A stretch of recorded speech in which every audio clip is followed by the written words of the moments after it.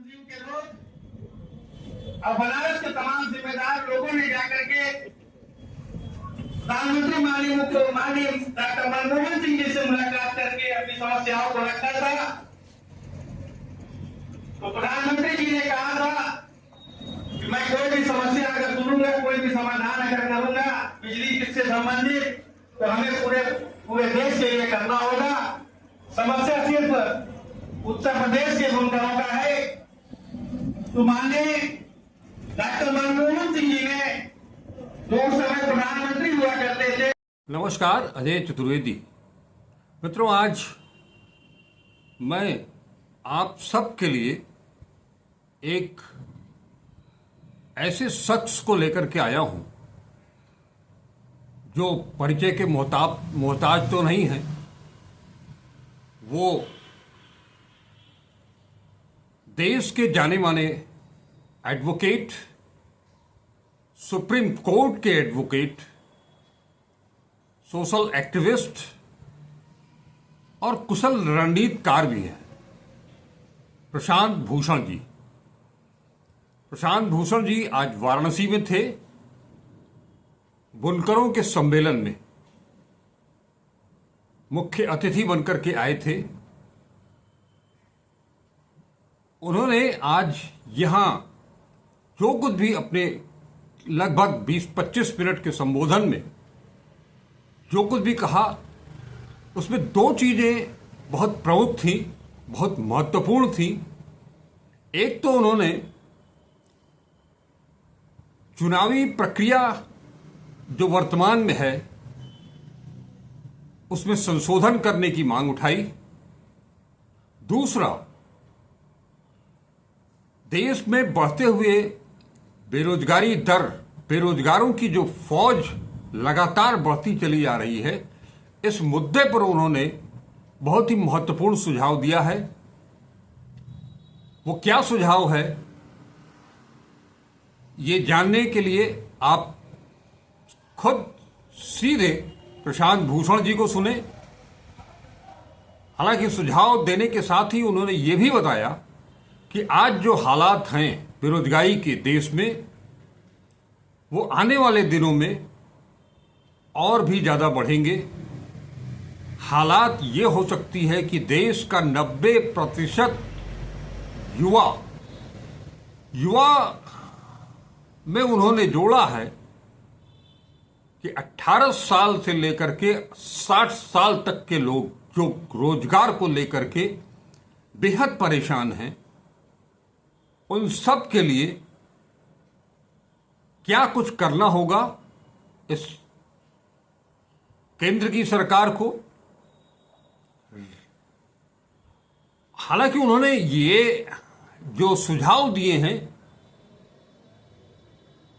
और साथ साथ ये भी कहा कि मौजूदा सरकार, चाहे वो केंद्र की हो चाहे उत्तर प्रदेश की हो, वो बहुत जल्द जाने वाली है।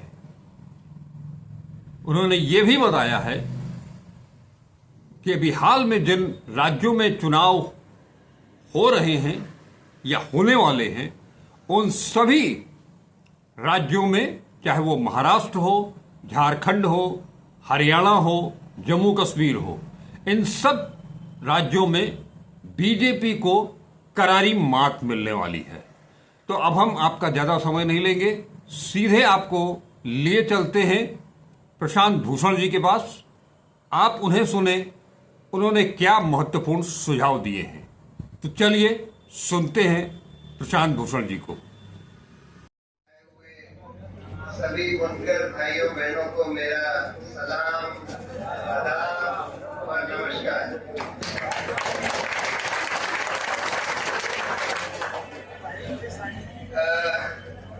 मैंने बहुत आप लोगों की बातें सुनी। एक बात बिल्कुल साफ है कि आज उत्तर प्रदेश में बुनकरों की स्थिति बहुत खराब है। इसमें कोई दो राय हो नहीं सकती। अब सवाल ये है कि उसको कैसे सुधारा जाए। कई एक ये कहा जा रहा है कि भाई जो 2006 में 2007 में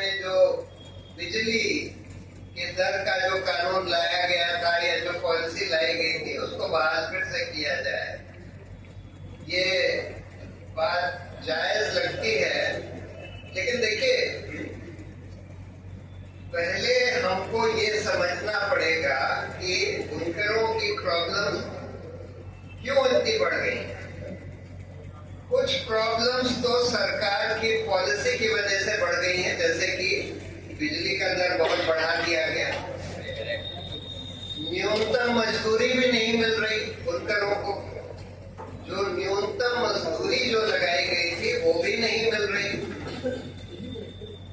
कुछ प्रॉब्लम्स ऐसी हैं कि जो सरकार के काबू के भी बाहर है।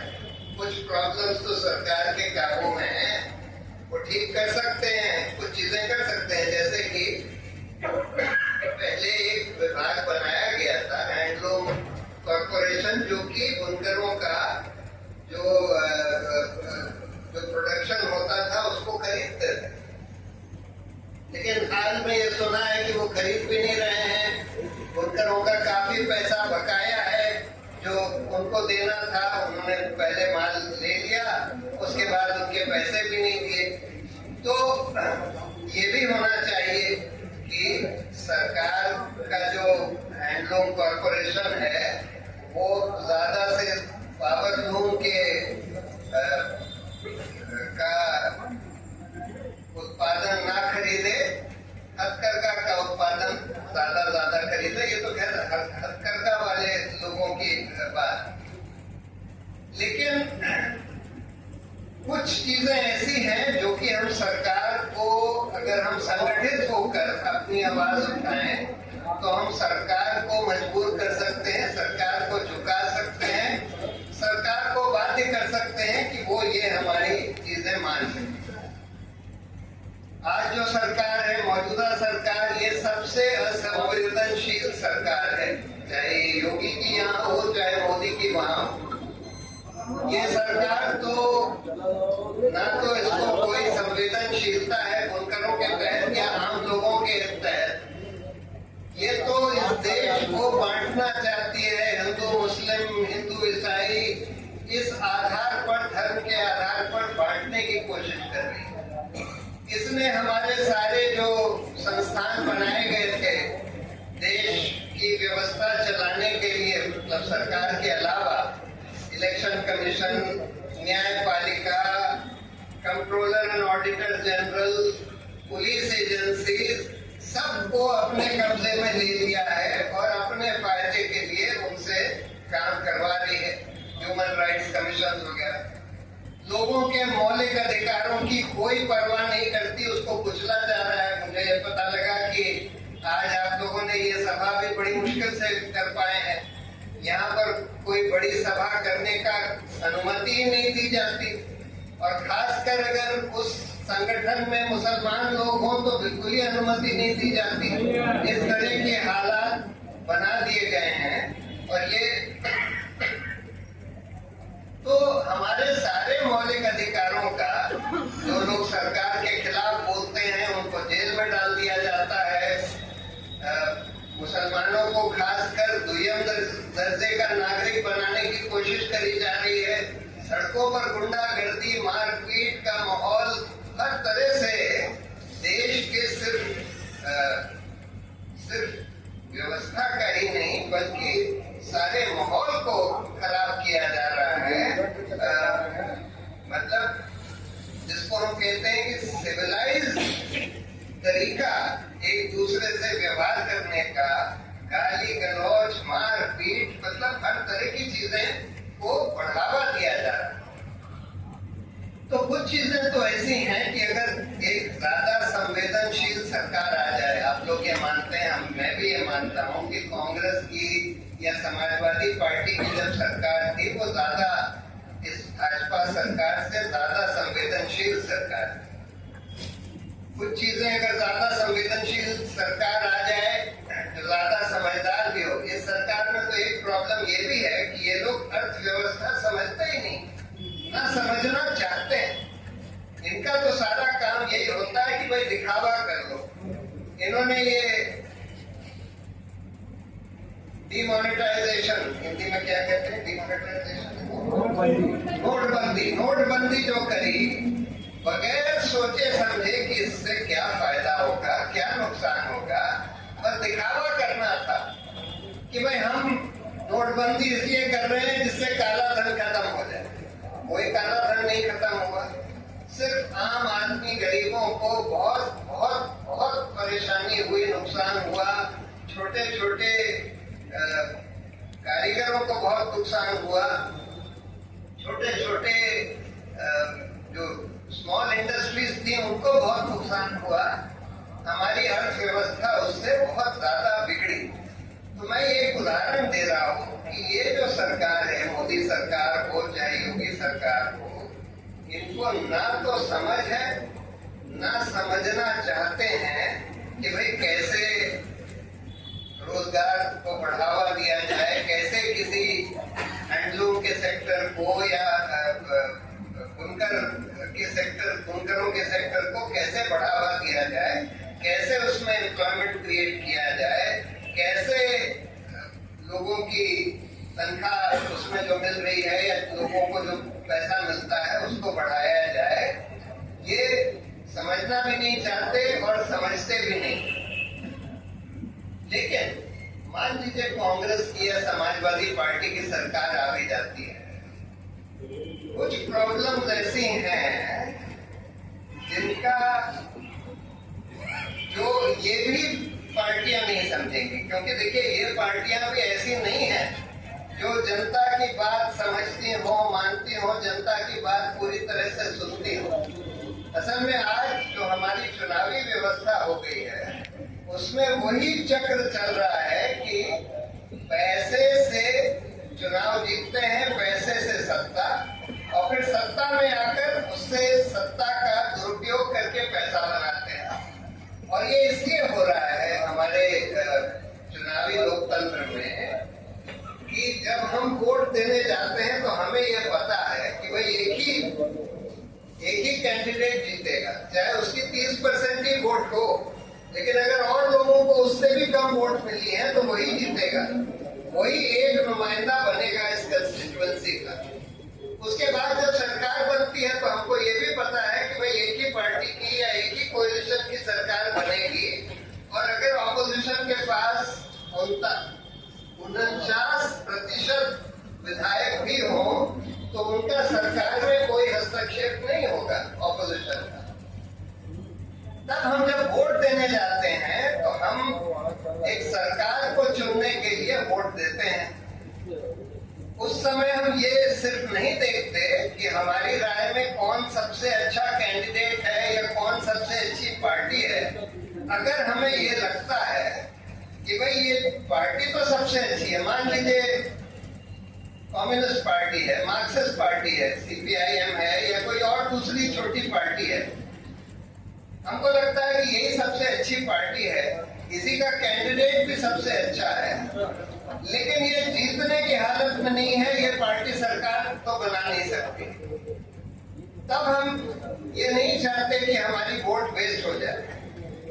हम ये देखते हैं कि जो लोग सरकार बना सकते हैं, जो लोग जीत सकते हैं, उनमें से कम खराब कौन, और उनमें से जो कम खराब अगर हमको लगता है कि भाजपा से कम खराब कांग्रेस है या समाजवादी पार्टी है तो हम उसको वोट दे देते हैं, भले ही वो और हमको पसंद ना भी हो।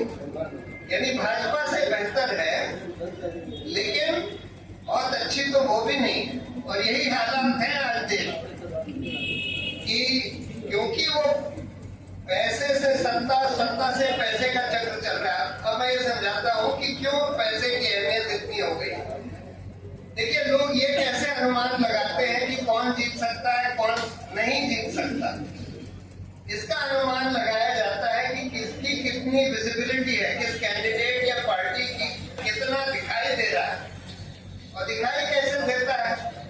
इश्तिहार, अखबारों में, टेलीविजन पर बड़ी बड़ी होर्डिंग्स लगी हो, उनके पोस्टर्स लोग लेकर चल रहे हो, बड़ी बड़ी रैली हो रही हो, उससे दिखाई देता है कि भाई हाँ, ये तो सत्ता के दौड़ में है। और ये कैसे होता है? ये तो पैसे के ही आधार पर होता है। पैसे से आप ये सब चीजें कर सकते हैं। बड़ी बड़ी रैली भी आज पैसे से ऑर्गेनाइज करी जाती है। और इस वजह से हमारा लोकतंत्र एक तरह से चरमराया हुआ है और पैसे से सत्ता और सत्ता से पैसे का ही चक्र चल रहा है। और इसको सुधारने के लिए जब तक हम कुछ बुनियादी बदलाव नहीं करेंगे अपने अपने पूरे पॉलिटिकल ढांचे में और चुनावी ढांचे में हमको पैसे की अहमियत खत्म करने के लिए इन लोगों ने ये बोला कि एक कैंडिडेट एक लोकसभा में 75 लाख या 90 लाख से ज्यादा नहीं खर्च कर सकता। लेकिन आज हम देखते हैं कि वो लोग 10-10 करोड़ 50-50 करोड़ भी खर्च कर देते हैं। अब हम उसको रोक नहीं पाते क्योंकि वो कैश में खर्च कर देते हैं, नकद खर्च कर देते हैं, बैंक के थ्रू नहीं करते, हम पकड़ नहीं पाते। अब जब नोटबंदी करी थी मोदी जी ने, उन्होंने बोला था कि हमारा एक मकसद नोटबंदी का ये भी है कि हम चाहते हैं कि सब लोग अपने सब खरीद फरोख्त जो है सब बैंक के जरिए से करें, नकद ना करें। इसलिए हम चाहते हैं कि नकद कम हो जाए, हमारे पूरे समाज में खत्म हो जाए। अब आम आदमी को तो हम मजबूर नहीं कर सकते कि सब कुछ बैंक के थ्रू करें, लेकिन पॉलिटिकल पार्टी और कैंडिडेट्स को तो हम कर सकते हैं। अगर एक लाइन का कानून बना देते, रिप्रेजेंटेशन ऑफ पीपल एक्ट में एक और सेक्शन ले आते कि कोई कैंडिडेट और पॉलिटिकल पार्टी जो चुनाव लड़ रहे हैं वो लोग नकद पैसा न लेंगे न देंगे, तब फिर इसको रोका जा सकता था, ये जो लिमिट से ज्यादा पैसे खर्च किए जाते। दूसरी बात, पॉलिटिकल पार्टी कैंडिडेट के ऊपर तो आपने लिमिट लगा दी कि भाई 75 लाख या 90 लाख से ज्यादा आप नहीं खर्च कर सकते, चाहे वो लागू नहीं कर पा रहे हैं। लेकिन पॉलिटिकल पार्टी के ऊपर तो कोई लिमिट नहीं लगेगा। यानी कि भाजपा ने पिछले 5 साल में 15,000 करोड़ रुपए अपनी पार्टी के लिए जनता से लिए, इलेक्टोरल बॉन्ड के जरिए या और तरीके से। एक चुनाव, एक लोकसभा के चुनाव में अगर वो 500 कैंडिडेट भी उतारे तो उनके सारे कैंडिडेट मिलाकर 450 करोड़ से ज्यादा खर्च नहीं कर सकते कानूनी तौर पर। लेकिन अगर भाजपा के पास 15,000 करोड़ है तब उस 450 करोड़ का कोई मायने नहीं रहा। वो 15,000 करोड़ पार्टी खर्च कर रही है जिसके ऊपर कोई लिमिट नहीं, वो भी लिमिट नहीं लगाई गई। फिर प्रोपोर्शनल रिप्रेजेंटेशन लाना चाहिए, ज्यादातर देशों में है। यानी प्रोपोर्शनल रिप्रेजेंटेशन का मतलब ये होता है कि अगर किसी पार्टी, आप वोट जब डालते हैं, पार्टी को वोट डालते हैं और पार्टी को अगर 2% वोट भी मिले तो 2% उसके नुमाइंदे असेंबली में या पार्लियामेंट में जाते हैं। यानी कि अगर कम्युनिस्ट पार्टी को 2% वोट भी मिले तो उनके 11 लोग पार्लियामेंट में जाएंगे। तब हमको ये नहीं लगेगा कि हम छोटी पार्टी को वोट दे रहे हैं तो हमारा वोट बर्बाद हो जाएगा। तब हम खुलकर जो हमको पार्टी अच्छी लगती है उसको वोट देंगे। दूसरी बात, आज हमने सिर्फ एक ये रिप्रेजेंटेटिव डेमोक्रेसी जिसको कहते हैं कि हमने अपने नुमाइंदे चुन लिए, हमने 5 साल में, हमारा एक ही राइट है कि 5 साल में हम वोट डाल सके, और उसके बाद हमने अपने नुमाइंदे चुने और उन नुमाइंदों ने सरकार बनाई और फिर वो लोग सरकार चलाते हैं। हमसे कोई राय नहीं ली जाती कि भाई आप कैसी पॉलिसी चाहते हैं, बुनकरों के बारे में क्या चाहते हैं। जनता से कभी कुछ नहीं पूछा जाता और वो लोग फिर 5 साल तक राज करते हैं और बहुत सारे ऐसे फैसले, कानून बनाए जाते हैं जो जनता चाहती है उसके बिल्कुल खिलाफ। अगर उस पर जनमत संग्रह कराया जाए कि भाई ऐसी पॉलिसी हो कि ना हो, आज सारा कुछ, सारी व्यवस्था, आर्थिक व्यवस्था इस देश की अडानी अंबानी 2 लोगों के नाम करी जा रही है। अगर लोगों से पूछा जाए कि भाई आप क्या, जनमत संग्रह करके पूछा जाए कि आप कैसी पॉलिसी चाहते हैं, क्या चाहते हैं आप, तो ज्यादातर लोग ये बोलेंगे कि भाई हम ये तो नहीं चाहते जो सरकार करना चाहती है। तो सरकार वो करती जा रही है जो जनता नहीं चाहती, लेकिन जनता के पास कोई विकल्प नहीं है, क्योंकि जब चुनाव आता है तो फिर वही 2 पार्टी खड़ी होती है सामने जिनके पास खूब पैसा है और जो खूब विजिबल है, और उन्हीं को हमको वोट देना पड़ रहा है। तो हमको बहुत सारे पॉलिटिकल और इलेक्टोरल सुधार इस देश में करने पड़ेंगे अगर हम ये चाहते हैं कि हमारी बात भी सुनी जाए जनता की बात सुनी जाए। संगठित होना तो बहुत जरूरी है। अगर हमको अपनी बात मनवानी है, अपनी मांग मनवानी है, हमारी पहली बात तो हमारी मांग जायज होनी चाहिए। और अगर जायज मांग भी है तो ये लोग हमारी बात नहीं सुनते। कभी कभी सुनते हैं तो तभी सुनते हैं जब इनको लगता है कि भाई ये तो बहुत बड़ा संगठन है और अगर इनकी बात नहीं सुनी तो हमारे इतने वोट खत्म हो जाएंगे, इतने लोग हमसे नाराज हो जाएंगे। तो इसलिए संगठित होना तो बहुत जरूरी है। न्यूनतम मजदूरी सबको मिलनी चाहिए। बिजली में जो भी सब्सिडी पहले दी जा रही थी वो दी जानी चाहिए। जो भी और चीजें करने की जरूरत है बुनकरों की व्यवस्था ठीक करने के लिए वो करी जानी चाहिए। लेकिन एक बात मैं आप लोगों को कहना चाहता हूँ, देखिए आज आगे चलकर इस देश में बेरोजगारी की समस्या और बढ़ने वाली है। ये बात सही है कि इस सरकार ने बेरोजगारी की समस्या को बहुत बढ़ा दिया है, क्योंकि ये सरकार को ना तो समझ है कि रोजगार कैसे पैदा करना है, ना इनकी कोई इच्छा है, क्योंकि इस पूरे देश की अर्थव्यवस्था इस अंबानी अडानी जैसे बड़े बड़े जो करोड़पति हैं उनके हाथ में ये देना चाहते हैं। उनको कोई रोजगार से कोई लेना देना नहीं है। लेकिन अगर अच्छी सरकार भी आती है तब भी बहुत सारे ऐसे सेक्टर्स अब होने वाले हैं हमारे देश में जहां पर एम्प्लॉयमेंट कम होगा और धीरे धीरे खत्म होगा। और ये इसको रोकना बहुत मुश्किल है। खासकर आर्टिफिशियल इंटेलिजेंस जिस तरह से तेजी से बढ़ रही है, बहुत सारा काम जो है टेक्नोलॉजी के तहत मशीनों से होगा।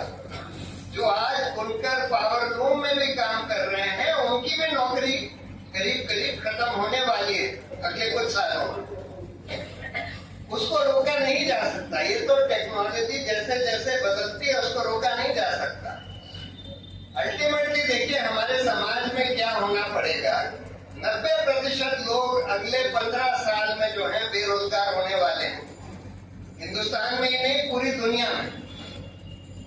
अब हमको क्या करना होगा? हमको एक कानून बनाना होगा जिसमें हर एक जने को जिसको न्यूनतम मजदूरी नहीं मिल पा रही, जिसके पास रोजगार नहीं है, उसको सरकार जो है अनएम्प्लॉयमेंट अलाउंस के तौर पर वो मिनिमम जितना भी है 5,000 10,000 जो भी तय किया जाए उतना सरकार दे। यही एक तरीका है। और हमको रोजगार के कानून का की मांग करनी होगी। या तो सरकार सबको कम से कम न्यूनतम दर पर रोजगार दे और नहीं दे सकती है तो बेरोजगारी का अलाउंस दे उतना, या उससे कम से कम उसका आधा या 75% दे। उसके बगैर अब कोई और विकल्प आगे नहीं बचेगा। उस तरह का कानून हमको लाना ही होगा।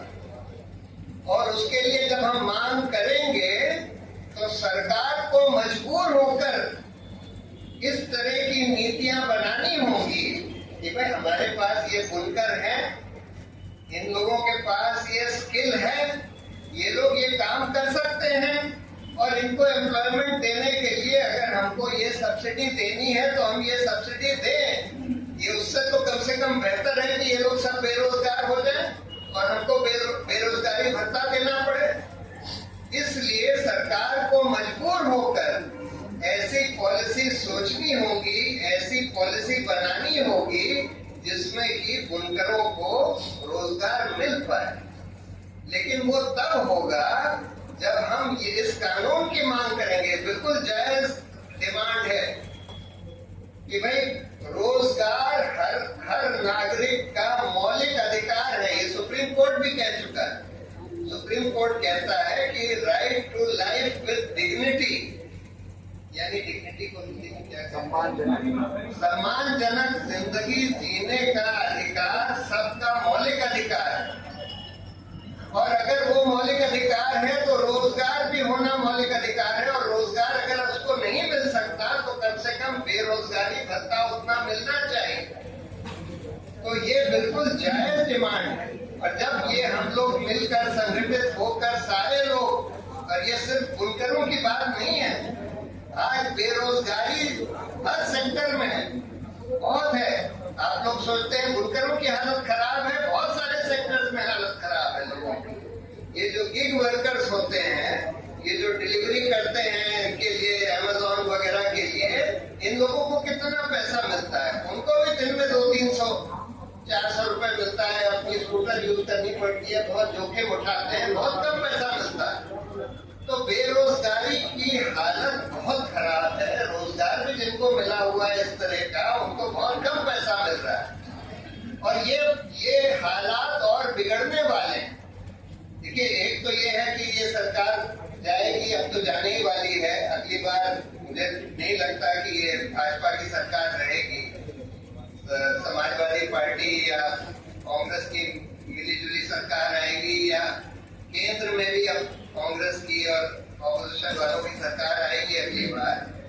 लेकिन उनके हाथ में भी बहुत कुछ नहीं रहेगा। बहुत मुश्किल होगा ऐसी व्यवस्था करना कि सब लोगों को प्रॉपर रोजगार मिल रहा है।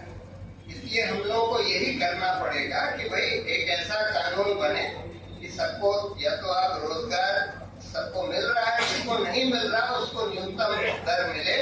और तब सरकार को भी सोचना पड़ेगा कि भाई हम इस तरह से पैसा दें, या इन लोगों को थोड़ी सब्सिडी दे दें, इनकी बिजली का रेट कम कर दें, इनका ये कर दें। इन लोगों को यूज तो करें, यूटिलाइज तो करें, इनका जो स्किल है उसको यूटिलाइज तो करें।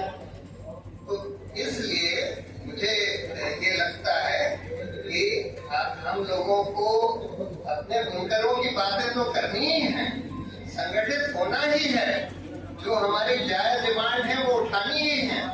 लेकिन साथ में इस कानून की भी मांग करनी है, जो एक व्यापक कानून है, पूरे देश को अफेक्ट करता है, खासकर युवा लोगों को अफेक्ट करता है, कि हमको एक रोजगार के अधिकार का कानून चाहिए। जैसे सूचना के अधिकार का कानून है, उस तरह से जैसे ये मनरेगा वाला कानून है कि भाई गांव में 100 दिन का कम से कम एम्प्लॉयमेंट मिले, उसी तरह का हम कह रहे हैं कि पूरे देश में हर एक जने को जो 21 साल से 60 साल की उम्र के बीच में हो, उसको आप कम से कम न्यूनतम दर पर एम्प्लॉयमेंट दीजिए, नहीं तो अनएम्प्लॉयमेंट अलाउंस दीजिए।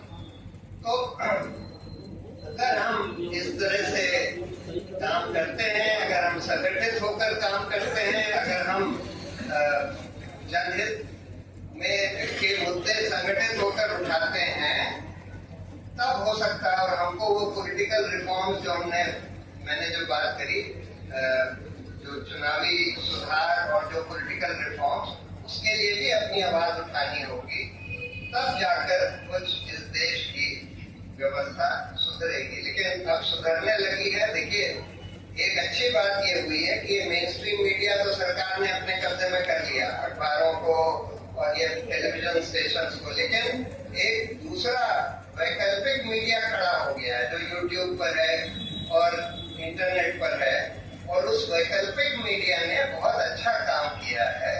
और उसी की वजह से पिछली बार जो लोकसभा के चुनाव में भाजपा हार पाई, नहीं तो पूरा उनका पूरा कब्जा था, पैसे के ऊपर भी पूरा कब्जा, सारे प्रोपेगेंडा की मशीनरी के ऊपर भी पूरा कब्जा था, यानी कि मेन स्ट्रीम मीडिया के ऊपर पूरा कब्जा था।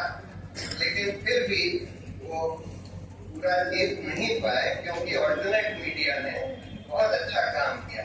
अब पॉलिटिकली तो चीजें बदल रही हैं। एक समय ये था जब मोदी जी का बड़ा दबदबा था, वो बड़ा वोट बटोर लेते थे, लेकिन आज तो वो जहाँ जाते हैं उनकी वोट कट जाती हैं। जहाँ जहाँ वो जा रहे हैं उतना ज्यादा हाथ उनकी पड़ेगी। उसी तरह से राहुल गांधी की लोकप्रियता बहुत बढ़ गई है, और इसमें कोई शक नहीं है कि जो आने वाले 4 चुनाव होने वाले हैं, महाराष्ट्र और हरियाणा और झारखंड और जम्मू और कश्मीर, सब में भाजपा हारेगी। तो पॉलिटिकल हवा तो दूसरी तरफ चल रही है। लेकिन ये मत सोचिए कि भाई कांग्रेस आ गई या ऑपोजिशन पार्टीज आ गई तो हमारी सब समस्या हल हो जाएंगी, ऐसा नहीं होने वाला। थोड़ा सा बेहतर होगा, वो बहुत जरूर बेहतर होगा, लेकिन बहुत सारी प्रॉब्लम तो उन पार्टियों में भी है, और वो इसीलिए है क्योंकि ये पैसे से सत्ता, सत्ता से पैसे का चक्र चल रहा है। तो बस मैं यही सब कहना चाहता था। मैं आप लोगों को सबको अपनी शुभकामनाएं देना चाहता हूँ कि आप लोग संगठित होकर